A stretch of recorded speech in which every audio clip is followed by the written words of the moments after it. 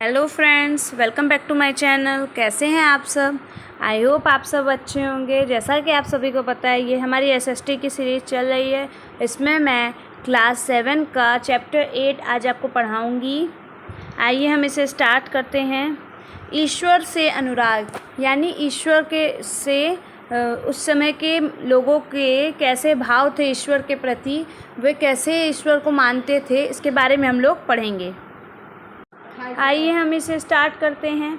आपने लोगों को पूजा पाठ करते अथवा भजन कीर्तन या कव्वाली गाते चुपचाप ईश्वर के नाम का जाप करते हुए देखा होगा। देखिए, आप लोगों ने देखा होगा, लोग तरह तरह से पूजा पाठ करते हैं, ईश्वर को याद करते हैं, ईश्वर के प्रति अपने भाव को व्यक्त करते हैं।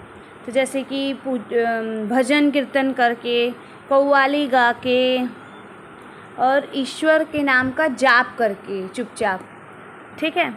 कई तरह से भगवान की पूजा की जाती है, तो लोग अलग अलग तरीके से पूजा करते थे। आपने यह भी गौर किया होगा कि उनमें से कुछ तो इतने भाव विभोर हो जाते हैं कि उनकी आँखों में आंसू भर आते हैं। कुछ लोग इतने ज़्यादा भक्ति में डूब जाते हैं, भगवान के प्रति इतना भाव उनके अंदर व्यक्त हो जाता है, भाव में विभोर हो जाते हैं कि वो भगवान को याद करते करते, पूजा पाठ करते करते उनकी आंखों में आंसू भी आ जाते हैं। ईश्वर के प्रति ऐसा प्रेम भाव या गहरी भक्ति उन विभिन्न प्रकार के भक्ति या सूफी आंदोलन की देन है जिनका 18वीं सदी से उद्भव होने लगा। देखिए, जो ये आप जो भाव के बारे में आप पढ़ रहे हैं, ये ईश्वर के प्रति था। ये ऐसा प्रेम और अनुराग जो था, इतनी गहरी भक्ति जो थी ईश्वर के प्रति ना, ये विभिन्न प्रकार की जो भक्ति होती थी, ये कैसे इतनी बढ़ गई थी। ये सब वो सूफी आंदोलन जो 18वीं शताब्दी में हुए थे, उसकी वजह से हुआ था। लोग इतना ईश्वर को मानने लगे थे और ईश्वर को ही सब कुछ अपना समझने लगे थे। तो इस सूफी आंदोलन की देन थी ये भक्ति। परमेश्वर का विचार, यहाँ हम लोग मतलब भगवान को परमेश्वर का दर्जा दे रहे हैं। अब उनके विचार क्या हैं, इसके बारे में हम लोग इस पैराग्राफ में पढ़ेंगे। आइए हम इसे देखते हैं। बड़े बड़े राज्यों के उदय होने से पहले विभिन्न समूहों के लोग अपने अपने देवी देवताओं की पूजा किया करते थे। बड़े बड़े राज्य में का उदय या राजवंश का उदय होता था, या कोई भी शुभ कार्य ये लोग करने जाते थे या कुछ नया करने जाते थे, तो उसके पहले ये लोग समूह में ये लोग इकट्ठे होते थे और फिर पूजा पाठ करते थे, अपने देवी देवताओं की पूजा करते थे। या युद्ध करने जाते थे, उस समय भी ये पूजा करके ही जाते थे। जब लोग नगरों के विकास और व्यापार तथा साम्राज्यों के माध्यम से एक साथ आते गए, तब नए नए विचार विकसित होने लगे।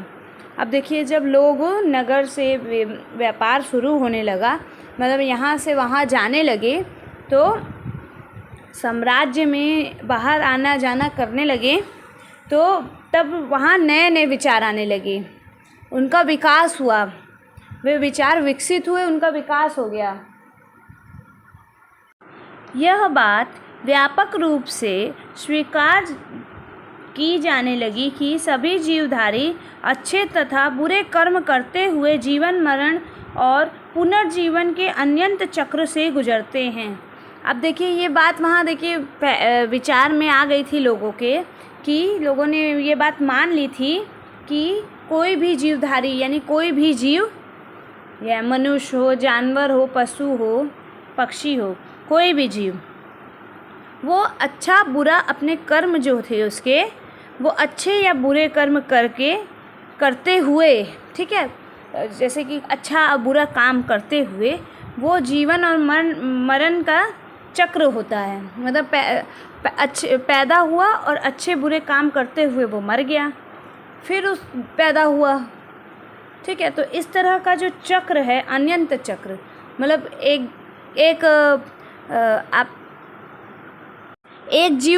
आप एक जीव में पैदा हुए, जैसे फिर आप मरे तो आप दूसरे जीव में पैदा हुए। इसी तरह के विचार वहाँ चल रहे थे लोगों के अंदर। और इसे लोगों ने वहाँ स्वीकार भी लिया था।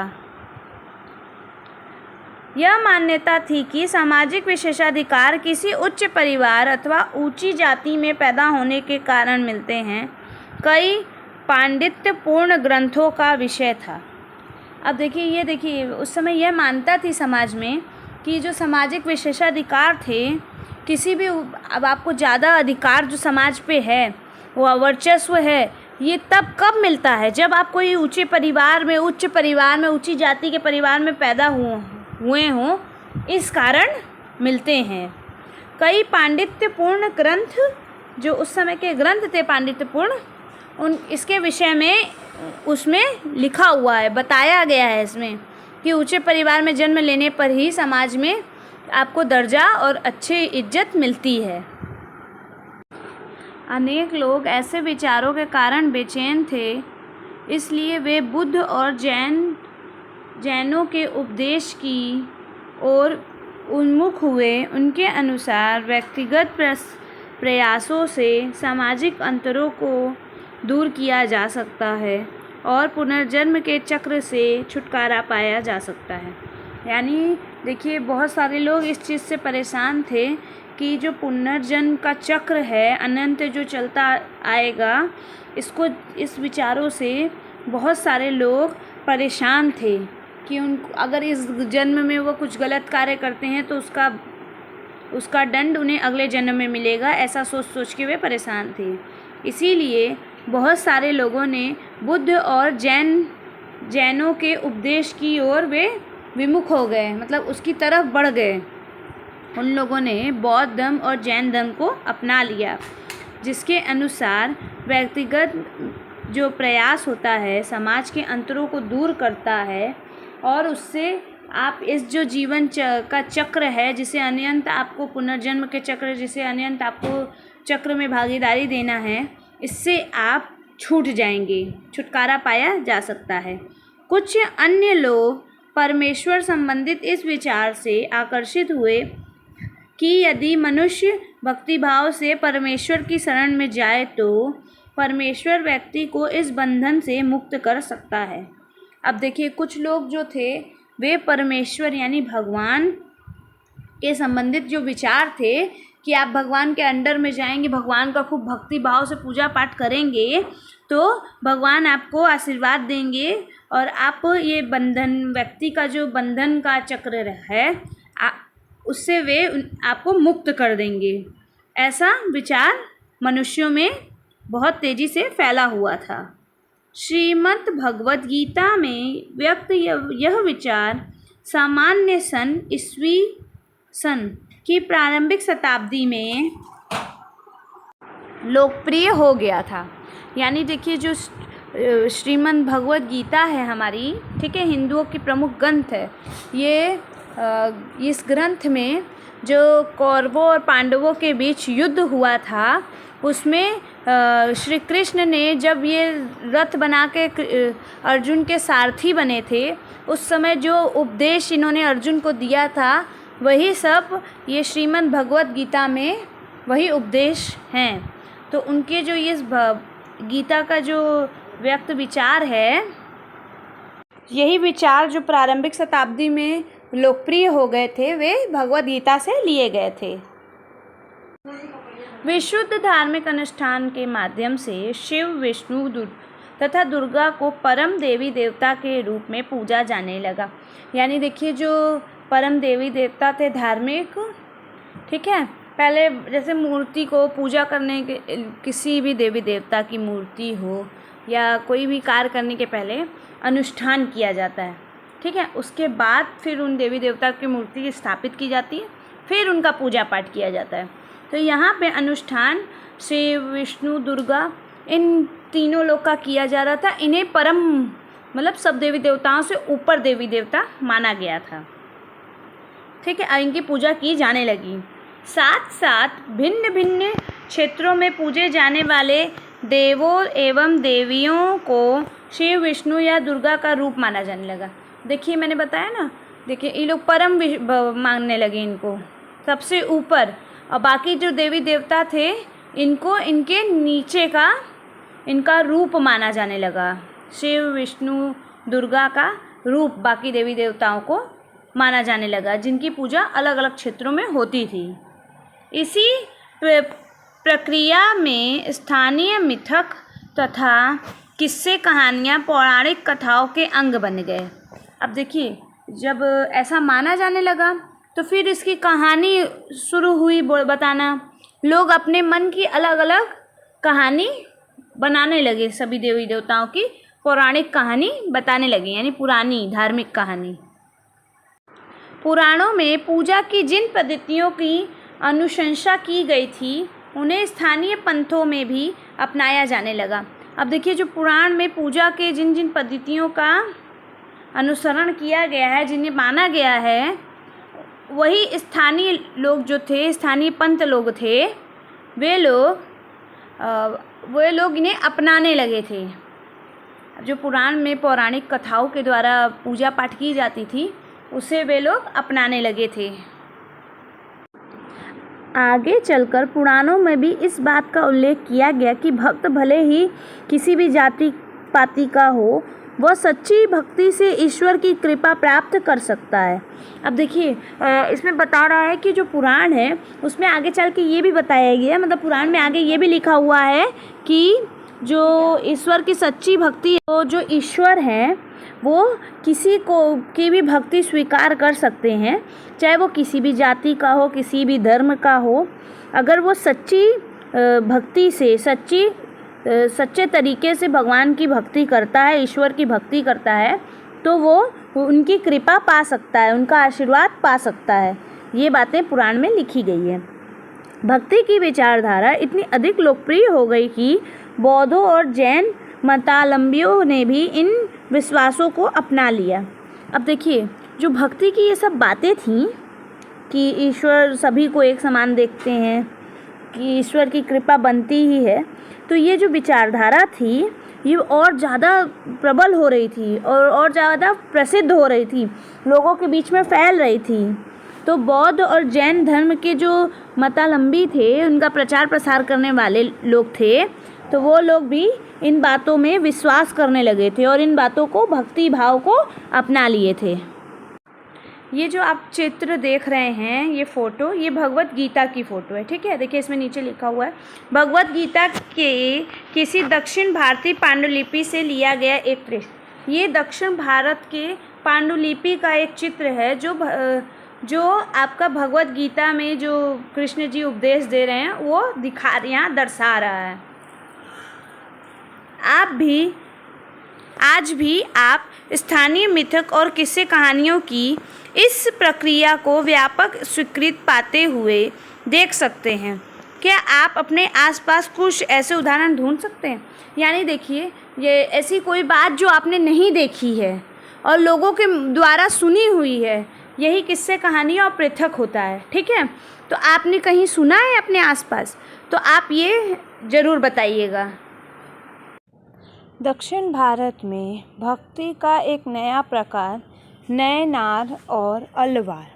अब हम लोग पढ़ेंगे दक्षिण भारत में जो भक्ति थी वो एक नए प्रकार के रूप में जन्मी थी, जिसका नाम था नयनार और अलवार। ये दोनों नामों से वहाँ भक्ति को एक नई दिशा दी गई। आइए हम लोग इसके बारे में पढ़ते हैं। 7वीं से 9वीं शताब्दी के बीच कुछ नए धार्मिक आंदोलनों का प्रादुर्भाव हुआ। अब देखिए, जो आपके 7वीं शताब्दी थी, इस समय 7वीं से 9वीं शताब्दी आपकी जो थी, इसके बीच में, ठीक है, जो भक्ति आंदोलन था वो एक नए दिशा में चला गया, उसका नए दिशा में उपयोग होने लगा। इन आंदोलन का नेतृत्व नयनारों, शैव संतों और अलवारों, वैष्णव संतों ने किए। यानी देखिए, जो नयनारों था ये शिव भगवान को मानने वाले थे और जो अलवारों थे ये लोग विष्णु भगवान या देवी के उपासक थे, ठीक है। ऐसे ये दो भागों में बट गए थे। ये लोगों ने आंदोलन का, उस समय धार्मिक आंदोलन का नेतृत्व भी किया था। ये संत सभी जाति के थे। इनमें पुलया और पनार जैसी अस्पृश्य समझी जाने वाली जाति के लोग भी शामिल थे। यानी देखिए ये जो संत थे ये लोग सभी जाति के थे, बहुत निम्न जाति के भी, बहुत उच्च जाति के भी, इनमें सभी तरह के लोग थे।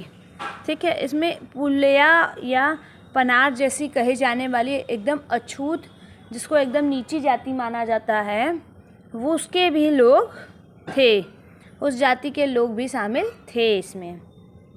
वे बौद्धों और जैनों के कटु आलोचक थे और शिव तथा विष्णु के प्रति सच्चे प्रेम को मुक्ति का मार्ग बताते थे। अब देखिए ये जो लोग थे, ये लोग बुद्ध और जैन जो थे, ये लोग उसके कटु आलोचक थे, मतलब एकदम खिलाफ थे, और शिव और विष्णु के उपासक थे ये लोग। ठीक है, ये लोग विष्णु और शिव के प्रति अपने सच्चे प्रेम को, अपने भक्ति को, प्रेम को ये लोग मुक्ति का मार्ग बताते थे, मुक्ति का साधन समझते थे। इन्होंने संगम साहित्य, तमिल साहित्य की प्राचीनतम उदाहरण और सामान्य सन यानी ईस्वी सन की प्रारंभिक शताब्दी में रचित में समाहित प्यार और शूरवीरता के आदेशों को अपना कर भक्ति के मूल्यों में उनका समावेश किया था।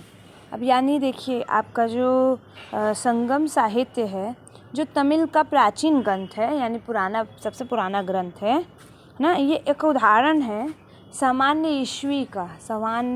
सामान्य सन जो हम लोग बोलते हैं, तो वो उस समय ईस्वी चलता था, तो वो ईस्वी सन की प्रारंभिक शताब्दी में लिखा गया था ये संगम साहित्य। ठीक है, इसमें समाहित प्यार जो है, शूरवीरता तो आप समझ ही रहे होंगे, जो पहले के राजा में होता था, वो इनके आदर्श को भक्ति के रूप में, मूल्यों में दर्शाया गया है।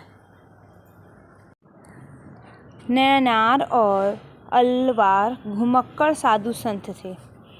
देखिए अब ये जो नैनार और अलवार संत थे, जो शिव और विष्णु को मानते थे, तो ये लोग घुमक्कड़ संत होते थे, एक जगह ये लोग टिक के नहीं रहते थे। वे जिस स्थान पे या गांव में जाते, वहाँ के स्थानीय देवी देवताओं की प्रशंसा में सुंदर कविताएं रच उन्हें संगीतमंद कर दिया करते थे। मतलब ये लोग घुमक्कड़ थे, तो जहाँ भी जाते, जो भी देवी देवता उस गांव के होते या उस जगह पे होते, तो उनके बारे में अच्छी अच्छी बातें, उनके प्रताप, उनके ताकत, शक्ति, और वो देवी देवताओं ने क्या क्या कार्य किए, ये सब के बारे में ये लोग प्रशंसा करते। इसे प्रशंसा कहा जाता है। वो प्रशंसा करते, तारीफ़ें करते, सुंदर सुंदर कविताएं लिखते और उसे गाने के रूप में गाया करते थे ये लोग। ऐनार और अलवार। ऐनार और अलवार के बारे में मैंने बताया। नैनार और अलवार के बारे में, ये लोग विष्णु और उनके पुजारक थे, वैष्णव और शैव धर्म के। तो अब इनके बारे में हम लोग और चीज़ जानेंगे। कुल मिलाकर 63 नैनार ऐसे थे जो कुम्हार, अपदृश, कामगार, किसान, शिकारी, सैनिक, ब्राह्मण और मुखिया जैसी अनेक जातियों में पैदा हुए थे। अब देखिए इसमें ये बता रहा है, यहाँ तो मतलब कोई भी धर्म के लोग आके ये कर सकते थे, तो यहाँ शामिल हो सकते थे, भक्त बन सकते थे। तो इसमें 63 लोग जो हैं नैनार में ऐसे लोग थे जो कुम्हार थे, आपके जो अप्रदेश थे, जो कामगर थे, किसान थे, शिकारी थे, मतलब हर जाति के लोग मिला के 63 लोग इसमें ऐसे थे। ब्राह्मण, मुखिया, सैनिक सभी थे इसमें। ये लोग इसी में पैदा हुए थे, नैनार में ये जाति के लोग पैदा हुए थे। इनमें सर्वाधिक प्रसिद्ध थे अपार, संबदर, सुदरार और मणिक्क सागार। अब देखिए ये जो इनमें सबसे ज़्यादा फेमस थे, प्रसिद्ध हुए थे सबसे ज़्यादा, वे थे आपके देखिए अपार, संबदर, सुदरार और मणिक्क सागार। ठीक है, उनमें गीतों के 2 संकलन हैं, तेवरम और तिरुवाचकम। अब देखिए जो गीता है इसमें इसके 2 जो संकलन होते हैं, तेवरम और तिरुवाचकलम, ये इसमें आते हैं। ठीक है। अलवार संत संख्या में 12 थे। अब देखिए अलवार में जो थे ये लोग 12 संख्या में थे गिनती में। वे भी भिन्न भिन्न प्रकार के पृष्ठभूमि से आए थे। अब ये लोग भी थे जो ये अलग अलग पृष्ठभूमि से आए हुए थे। इनमें से सर्वाधिक प्रसिद्ध थे पेरिया अल्लवार और उनकी पुत्री अंडलार, टोडर डिप्पोडोरी अल्लवार और नम्मलवार। देखिए इसमें देखिए सबसे ज़्यादा अलवार में जो फेमस लोग थे वो ये थे। ठीक है। ये जो सबसे ज़्यादा प्रसिद्ध हुए थे अलवार भक्त वो थे पेरियलार। उनकी देखिए पेरियर नाम है इनका और अलवार से जुड़े हुए थे इसलिए अलवार इनके आगे लगा हुआ है। ठीक है। उनकी पुत्री अंडलार, ठीक है, टोडर डिपोडी अलवार, देखिए अलवार यहाँ पे भी जुड़ा हुआ है। ठीक है। और नम्मालवार। ठीक, ये लोग भी बहुत फेमस हुए थे अलवार के संत जो 12 उनमें से। इनमें गीत दिव्य प्रबंधम में संकलित है। इनके बारे में गीत दिव्य प्रबंधम है जो उसमें इनके बारे में लिखा हुआ है, आप वहाँ से जान सकते हैं। 10वीं से 12वीं सदियों के बीच चोल और पांड्यन राजाओं ने उन अनेक धार्मिक स्थलों पर विशाल मंदिर बनवा दिए जहाँ की संत कवियों ने यात्रा की थी। अब देखिए 10वीं से 12वीं सदी यानी जो 2 सदी थी पूरी। ठीक है। तो उसके बीच में जो चोल राजा थे और जो पांडव राजा थे इन लोगों ने बहुत मंदिरों का निर्माण करवाया था। अत्यधिक मंदिर जो आपको आज देखने मिलते हैं आपके साउथ साइड में हो गया, कर्नाटक हो गया, केरल हो गया, इन सब जगहों पे तो ये सब जो मंदिर हैं नदी के किनारे ये सब इन्हीं लोगों ने बनवाए हैं। ठीक है। तो इन लोगों ने राजाओं ने अनेक धार्मिक विशाल मंदिर बनवाए जैसे मैंने बताया आपको वैसे। जहाँ पे जो संत कवि हमेशा आते जाते रहते थे वहाँ की यात्रा उन लोगों ने की थी, वहाँ पे मंदिर बनवाया था।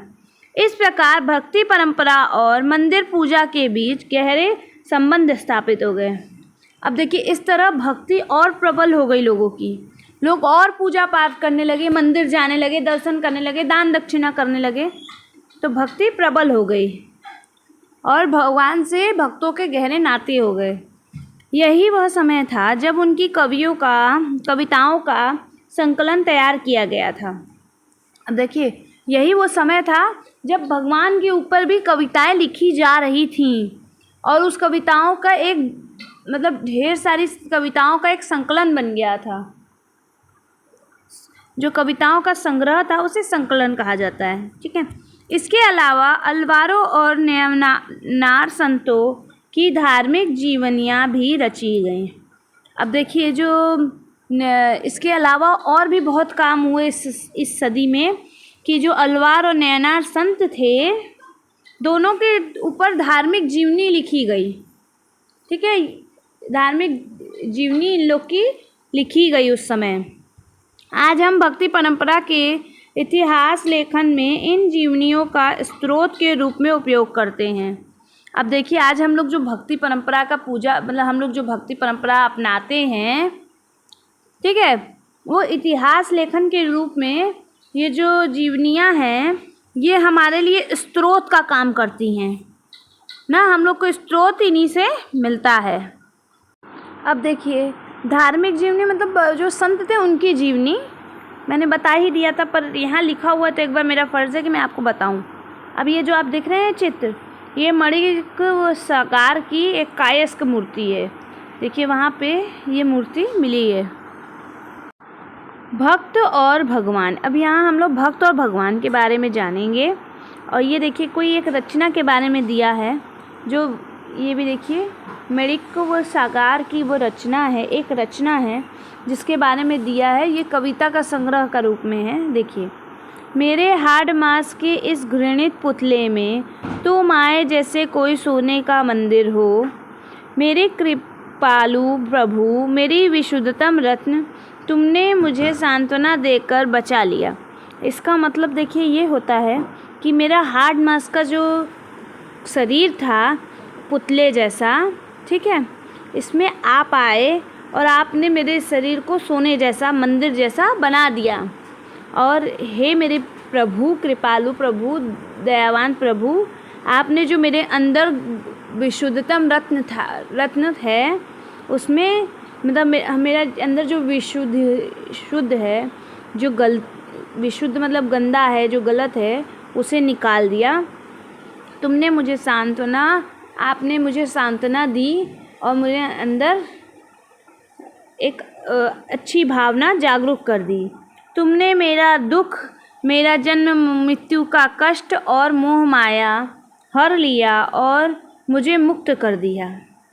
फिर बोलते हैं भगवान से भक्त कि आपने मेरे दुख को हर लिया, आपने मेरे जन्म मरण का जो चक्र था उससे हमें छुट्टी दे दी, इस कष्ट से छुटकारा दिला दिया कि अब मोह माया बंधन से मैं मुक्त हो गया।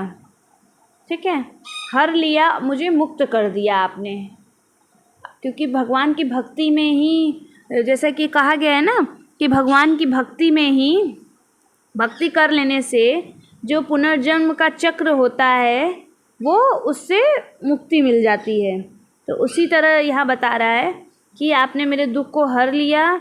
मेरा दुख क्या था कि मुझे जो जन्म मृत्यु के चक्र थे उसके कष्ट से आपने मुझे बचा लिया, मुझे मोह माया मेरी सारी हर ली और मुझे सब चीज़ों से मुक्त कर दिया। हे ब्रह्मानंद, हे प्रकाशमय, मैंने तुम में शरण ली है और मैं तुमसे कभी दूर नहीं हो सकता। अब देखिए, अब यहाँ बोल रहा है हे ब्रह्मानंद, यानी ब्रह्मांड के नंद, हे मेरे जीवन को प्रकाशमय कर दिया है तुमने मुझे अपने शरण में ले लिया है। ठीक है, मैं तुमसे कभी दूर नहीं हो सकता। अब तुम्हारी शरण में आ गया हूँ प्रभु, मैं तुमसे कभी दूर नहीं जाऊँगा, अब मैं तुमसे दूर नहीं हो सकता। अब यहाँ ये पंक्ति में यही दिया गया है। कवि ने भगवान के साथ अपने संबंध को कैसा व्यक्त किया है। अब देखिए, जो कवि थे इन्होंने भगवान के साथ कैसा व्यक्त किया है, ये आप पढ़ेंगे तो आपको समझ में आएगा। ठीक है, तो अब आपको इसके बारे में बताना है। दर्शन और भक्ति। अब दर्शन और भक्ति के बारे में हम लोग पढ़ेंगे आगे। अभी तक हम लोग ने भक्त और भगवान के बारे में पढ़ा था। ठीक है, ईश्वर और भक्त के बारे में, वही भक्त और भगवान जो। अब हम लोग दर्शन और भक्ति में क्या फ़र्क है और दर्शन और भक्ति क्यों की जाती है, इसमें क्या है, इसके बारे में हम लोग जानेंगे। भारत के सर्वाधिक प्रभावशाली दार्शनिकों में से एक शंकर का जन्म 8वीं शताब्दी में केरल प्रदेश में हुआ था। अब देखिए, जो प्रभावशाली दार्शनिकों में से एक थे भारत के, जो सबसे ज़्यादा, वो शंकर था, उनका नाम शंकर था। उनका जन्म 8वीं शताब्दी में केरल में हुआ था। वो केरल के पैदा हुए थे, केरल के रहने वाले थे। वे अद्वैतवाद के समर्थक थे, जिनके अनुसार जीवात्मा और परमात्मा दोनों परम सत्य हैं, ना, दोनों एक ही हैं। उन्होंने यह शिक्षा दी कि ब्रह्मा जो एकमात्र या परम सत्य हैं, वह निपुण और निराकार हैं। शंकर ने हमारे चारों ओर के संसार को मिथ्या या माया माना है और संसार का परित्याग करने अर्थात संन्यास लेने और ब्रह्मा की सही प्रकृति को समझने और मोक्ष प्राप्त करने के लिए ज्ञान के मार्ग को अपनाने का उपदेश दिया है। देखिए, इन्होंने जो शिक्षा दी थी इसमें ब्रह्मा जी को परम सत्य बताया था। ठीक है, वह निर्गुण थे, निराकार थे, उनके अंदर बहुत सारी शक्तियाँ थीं, परंतु शंकर जो हैं, शंकर भगवान यानी शिव हमारे, उनको चारों ओर संसार में जो मिथ्या और मतलब माया जो है और मोह माया आपका, ठीक है, इससे परे माना गया है। ठीक है, वो संसार में परित्याग की भावनाओं को बढ़ावा देते हैं, यानी संन्यास लेने की, और ब्रह्मा की सही प्रकृति को समझने वाला कहा गया है इन्हें। मोक्ष प्राप्त करने के लिए ज्ञान मार्ग को अपनाने का उपदेश भी इन लोगों ने दिया है। यानी देखिए, ब्रह्मा जी को तो सत्य माना ही है इन लोगों ने, पर शंकर भगवान को भी त्याग करने वाला, मोक्ष की प्राप्ति कराने वाला, मोह माया के बंधन से छुड़ाने वाला, ऐसा माना है इन लोगों ने। रामानुज 11वीं शताब्दी में तमिलनाडु में पैदा हुए थे। अब देखिए, यहाँ रामानुज के बारे में बता रहा है, जो एक बहुत अच्छे विष्णु भक्त थे। इनका जन्म 11वीं शताब्दी में तमिलनाडु में हुआ था। ये तमिलनाडु के रहने वाले थे। वे विष्णु भक्त अलवार संतों से बहुत प्रभावित थे। उनके अनुसार मोक्ष प्राप्त करने का उपाय विष्णु के प्रति अन्य भक्ति भाव रखना है। अब देखिए, ये विष्णु भगवान के भक्त थे और अलवार संत जो हैं, ये उन संतों से प्रभावित थे ये। ठीक है, मतलब ये उन एकदम अपना आइडल मानना, जैसे ये उन संतों को अपना आइडल मानते थे और विष्णु जी के ये बहुत बड़े भक्त थे। तो अब इनके अनुसार जो है, ये जो मोक्ष होता है ना, इसको प्राप्त करने के उपाय विष्णु के प्रति जो इनका अनंत अंदर, मतलब अनंत मतलब जो जिसका अंत ना हो, ठीक है, ऐसी भक्ति का भाव रखना ही मोक्ष को प्राप्त करने का साधन है। भगवान विष्णु की कृपा दृष्टि से भक्त उनके साथ एकाकार होने का परमानंद प्राप्त कर सकता है। अब देखिए, जो भगवान विष्णु हैं, इनसे इनकी कृपा से जो कृपा दृष्टि अगर किसी भक्त पे पड़ जाती है, तो वो उसका एकार करके उसे अब परमानंद बन सकता है। ठीक है, उनका परमानंद मतलब सबसे प्रिय बन सकता है भगवान का, उनकी भक्ति करके। रामानुज ने विशिष्टा द्वैत के सिद्धांत को प्रतिपादित किया, जिनके अनुसार आत्मा परमात्मा से जुड़ने के बाद भी अपनी अलग सत्ता बनाए रखती है। अब देखिए, जो ये रामानंद थे, ये ना इन्होंने अपने सिद्धांत नहीं दिए, बल्कि जो रामानुज थे उनके सिद्धांत की जो विशेषताएं थी उसको ले करके इन्होंने अपना सिद्धांत बनाया। ठीक है, इनके अनुसार क्या था, आत्मा जो है वो परमात्मा में मिलती है। आत्मा जो परमात्मा को से जोड़ती है और अपने लिए वहाँ अलग जगह ईश्वर के पास बनाती है। रामानुज के सिद्धांत ने भक्ति की नई धारा को बहुत प्रेरित किया, जो परिवर्तित काल में उत्तरी भारत में विकसित हुई। अब देखिए, जो रामानुज थे, इनका जो सिद्धांत था, ये भक्ति के लिए नई विचारधारा थी ना, इन्होंने कुछ नया बता दिया, तो ये नई विचारधारा हो गई थी और जिससे बहुत लोग प्रेरित हुए थे। इसमें सबसे ज़्यादा आपके उत्तर भारत के लोग प्रेरित हुए थे, जो कि परवर्ती काल में हुए थे। वसवन्ना का वीरशैववाद, ये देखिए, जो वसवन्ना है, इन्होंने भी सिद्धांत दिया था वीरशैववाद का, तो इसके बारे में हम लोग जानेंगे। हमने पहले पढ़ा कि तमिल भक्ति आंदोलन और मंदिर पूजा के बीच क्या संबंध थे। तमिल भक्ति आंदोलन और मंदिर पूजा के बीच क्या संबंध है, ये हमें बताना है। हमने जो पहले पढ़ा है, ये जो तमिल भक्ति आंदोलन है, ये वसवन्ना का वीरशैववाद आंदोलन से जुड़ा हुआ है। इसके परिणाम स्वरूप जो प्रतिक्रिया हुई वह वसवन्ना और अल्लमा प्रभु और अक्कम महादेवी जैसे उनके साथियों द्वारा प्रारंभ किए गए वीरशैव आंदोलन में स्पष्ट दिखलाई देती है। देखिए, मैंने बताया ना, जो भक्ति आंदोलन शुरू हुआ था, ये इसके बाद का जो आंदोलन हुआ, ये देखिए, इसमें 3 लोग महत्वपूर्ण थे आपके, वसवन्ना, अल्लमा प्रभु, अक्कमा महादेवी। ये दोनों इनके सहपाठी थे, साथी थे, जिन लोगों ने वीरशैववाद आंदोलन शुरू किया था इनके साथ। बाद में जो शुरुआत का तमिल आंदोलन था उसका झलक आपको इस आंदोलन में दिखाई देगा। यह आंदोलन 12वीं शताब्दी के मध्य में कर्नाटक में प्रारंभ हुआ था। अब देखिए ये जो आंदोलन था वीर शैव आंदोलन, ये आपका 12वीं शताब्दी के मध्य में, मतलब 12वीं शताब्दी के बीच में, ठीक है, कर्नाटक में शुरू हुआ था। वीर शैव आंदोलन ने सभी व्यक्तियों की समानता के पक्ष में और जाति तथा नारी के प्रति व्यवहार के बारे में ब्राह्मणवादी विचारधारा के विरुद्ध अपने प्रबल तर्क प्रस्तुत किए थे।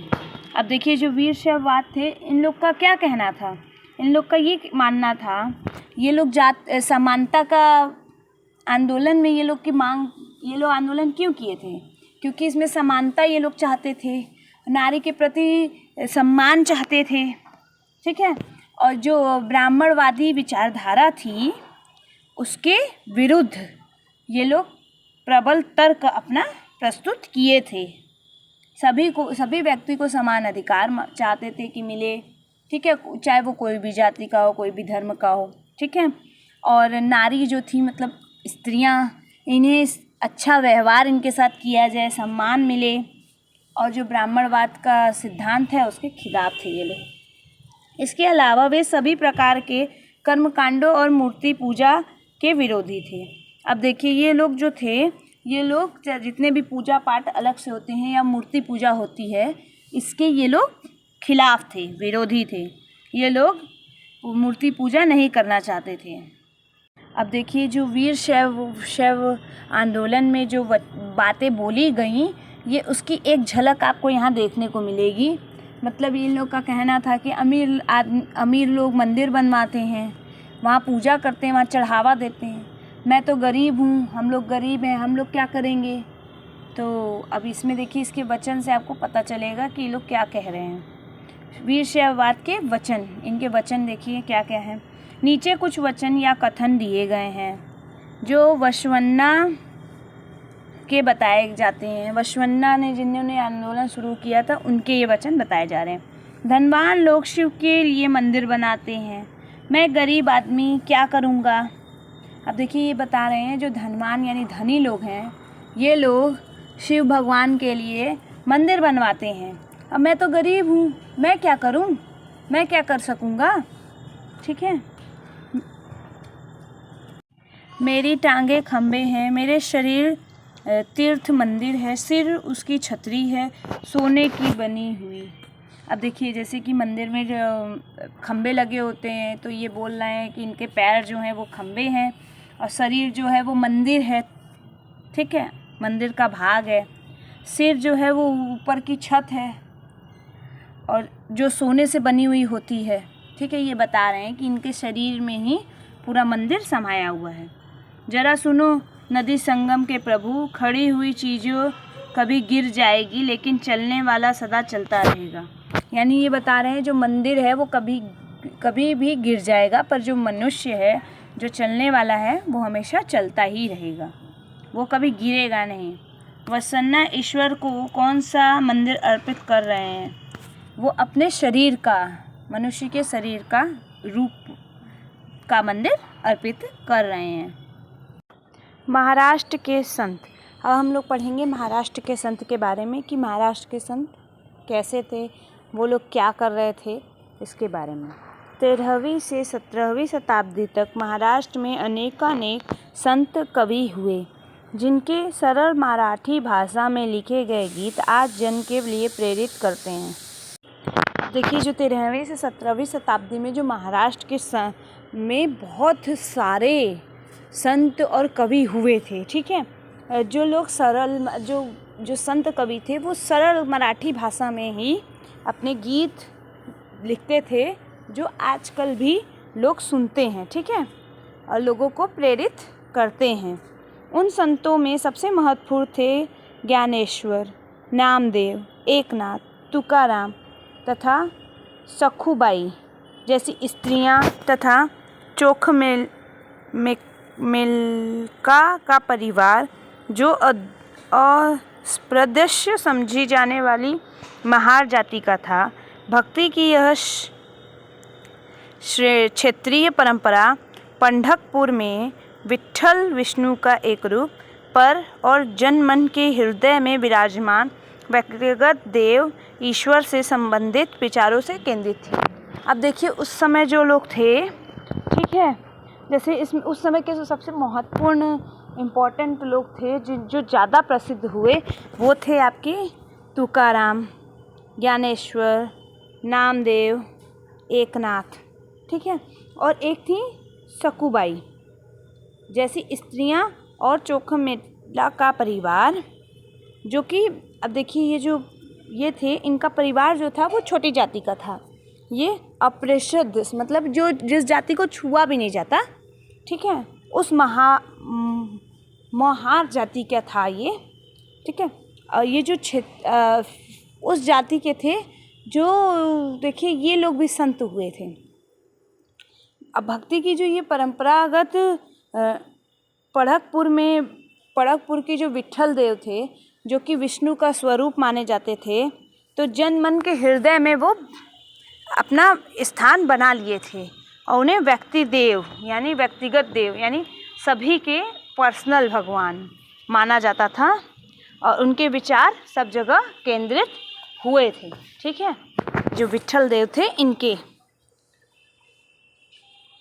इस संत कवियों ने सभी प्रकार के कर्म कांडों, पवित्रता के ढोंगों और जन्म पर आधारित सामाजिक अंतरों का विरोध किया। अब देखिए जो कवि थे, ठीक है, और ये जो संत कवि थे, ये लोग ने सभी प्रकार के जो विचार थे और कर्म कांड थे, इन सब का पवित्रता थी, हाँ, ये सब जो लोग मतलब इन लोग का कहना था ये सब नाटक था, ढकोसला था, ठीक है, ढोंग करते थे, दिखावा करते थे, जन्म पर आधारित जो बांटा गया था समाज का, ये सब गलत था, इसका ये लोग विरोध करते थे जो संत कवि थे। यहाँ तक कि इन्होंने संन्यास के विचार को भी ठुकरा दिया और किसी भी अन्य व्यक्ति की तरह रोजी रोटी कमाते हुए परिवार के साथ रहने और विनम्रतापूर्वक ज़रूरतमंद सभी साथी व्यक्तियों की सेवा करते हुए जीवन बिताने को अधिक पसंद किया। यानी देखिए ये लोग जो थे, अब ये लोग देखिए जो संन्यास वाला विचार था, चार आश्रम व्यवस्था थी ना, जो 4 प्रकार की थी, इनमें जो चौथा था संन्यास वाला, उसे इन लोगों ने ठुकरा दिया उस विचार को। ये लोग संन्यास के बिल्कुल खिलाफ थे।